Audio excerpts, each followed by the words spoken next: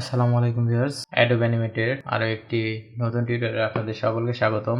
ভিডিওর টাইটেল এবং থাম্বনেল দেখে অবশ্যই আপনারা বুঝতে পেরেছেন যে আজকের ভিডিওটা আমাদের হতে চলেছে কিফ্রেমের উপর। তো আমরা আজকের ভিডিওতে দেখব যে আমাদের Adobe Animate এ কিফ্রেমটা কি এবং এটা কিভাবে কাজ করে সম্পূর্ণ ডিটেইলসে আজকের ভিডিওতে দেখব। তো চলুন আমরা আজকের ভিডিও শুরু করি। তো কিফ্রেম নিয়ে কাজ করার আগে অবশ্যই আমাদের বুঝতে হবে যে কিফ্রেম কি। কিফ্রেম হলো একটা অ্যানিমেশনের বিভিন্ন আর কি অ্যাকশন স্ক্রিপ্ট।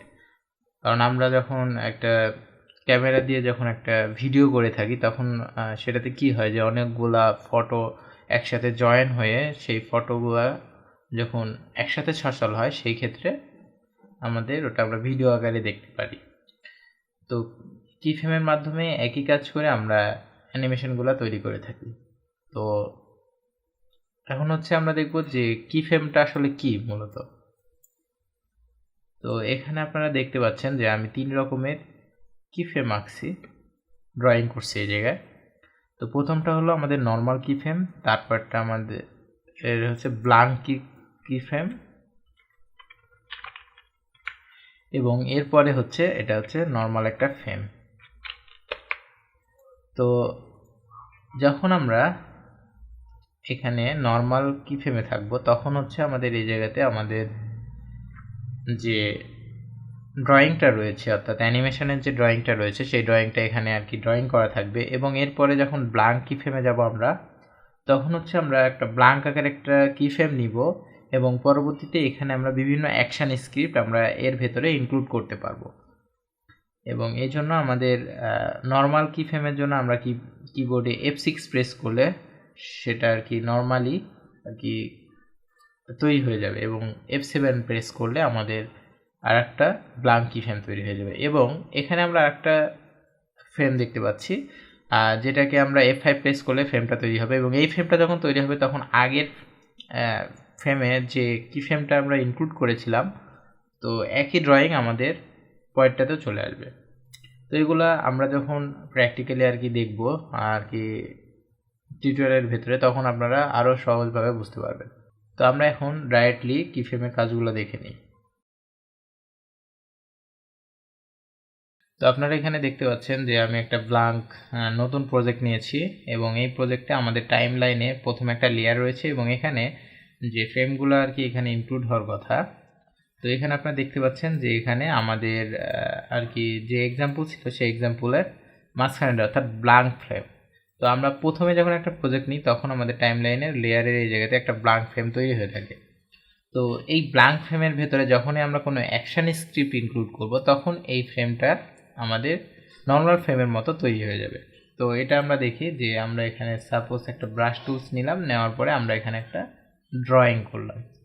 তো আপনারা দেখতে পাচ্ছেন ড্রয়িং করার সঙ্গে সঙ্গে আমাদের এই ফ্রেমটা আর কি নর্মাল ফ্রেমে রূপান্তরিত হয়ে গেল।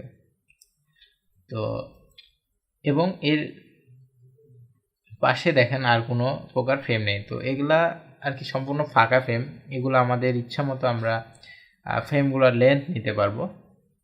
তো এরপরে আমি আর একটা এক্সাম্পল দিয়েছিলাম যে আমরা আর কি F6 প্রেস করে আমরা কিভাবে কি ফ্রেমগুলো ইনক্লুড করব। তো আপনারা এখানে পয়েন্টটা সিলেক্ট করে জাস্ট কিবোর্ডে F6 প্রেস করবেন অথবা যে ফ্রেমে আসছেন ওই ফ্রেমে আসার পরে রাইট বাটনে প্রেস করার পরে এখানে কনভার্ট টু কি ফ্রেমে ক্লিক করলে সেম আরেকটি ফ্রেম তৈরি হয়ে যাবে। তো এটা হলো আমাদের আর কি প্রথমটা যে আমরা F6 প্রেস করে সেম আরেকটা ফ্রেম তৈরি করলাম। তো আমরা চাইলে এই ফ্রেমটাও আর কি এখান থেকে নতুন একটা ড্রয়িং করতে পারবো, কিন্তু সেটা না করে আমরা কি করব, আমরা হচ্ছে নতুন আরেকটি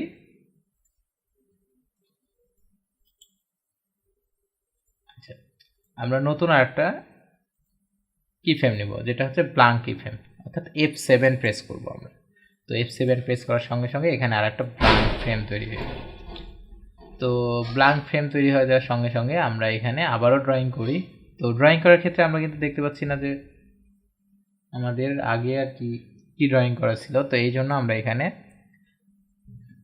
অন স্ক্রিন এটাতে আমরা ক্লিক করে নেব। তো যার ফলে এখন আমরা দেখতে পাচ্ছি যে আমাদের আগের ড্রয়িংটা কোথায় ছিল এবং পরবর্তী আমরা যে ড্রয়িংটা করব এই ড্রয়িংটা এই জায়গাতে করে দিলাম। তো এখন হচ্ছে আপনারা দেখতে পাচ্ছেন যে ব্ল্যাঙ্ক কিফ্রেমে আমরা ড্রয়িং করার পরে এরকম হয়েছে। তো এটা আমরা তো উঠাই দিলে এখন হচ্ছে আমাদের যে চেঞ্জটা রয়েছে সেই চেঞ্জটা আপনারা দেখতে পাবেন।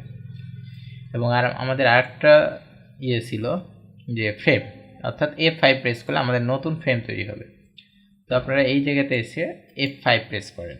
তো F5 প্রেস করলে আপনারা দেখতে পাচ্ছেন যে এখানে মাঝখানে যে কয়টা কি ফ্রেম পড়েছে সবগুলোতে একই রকম ড্রয়িং তৈরি হয়ে গেছে। তো যার ফলে এখানে কোনো চেঞ্জ আসে না। এবং আমি এটা ফার্স্টেই বলেছিলাম যে F5 প্রেস করলে পরবর্তীতে যে ফ্রেমগুলো তৈরি হবে সেইগুলা এবং আগে যে ড্রয়িংটা থাকবে অনুরূপ ড্রয়িং এখানে চলে আসবে। তো মূলত আমাদের অ্যাডোবে অ্যানিমেটে এই 3 রকম কিফ্রেম নিয়ে কাজ করা হয় এবং এই কিফ্রেমগুলোকে আমরা সঠিকভাবে ব্যবহার করতে পারলে আমাদের যে অ্যাডোবে অ্যানিমেটের যে কাজটা রয়েছে সেই কাজগুলো অনেক সহজ হয়ে যাবে। তো আশা করি আপনাদের আজকের ভিডিওটা অনেক ভালো লেগেছে। তো আজকের ভিডিও এই পর্যন্তই। আমার ভিডিও ভালো লাগলে অবশ্যই ভিডিওতে লাইক করবেন এবং আমার চ্যানেলে নতুন হয়ে থাকলে অবশ্যই চ্যানেলটি সাবস্ক্রাইব করবেন এবং পাশে থাকা বেল আইকনটি প্রেস করবেন যাতে করে পরবর্তী ভিডিওর নোটিফিকেশান খুব সহজে আপনারা পেয়ে যেতে পারেন। তো সবাই সুস্থ থাকবেন। আল্লাহ হাফেজ।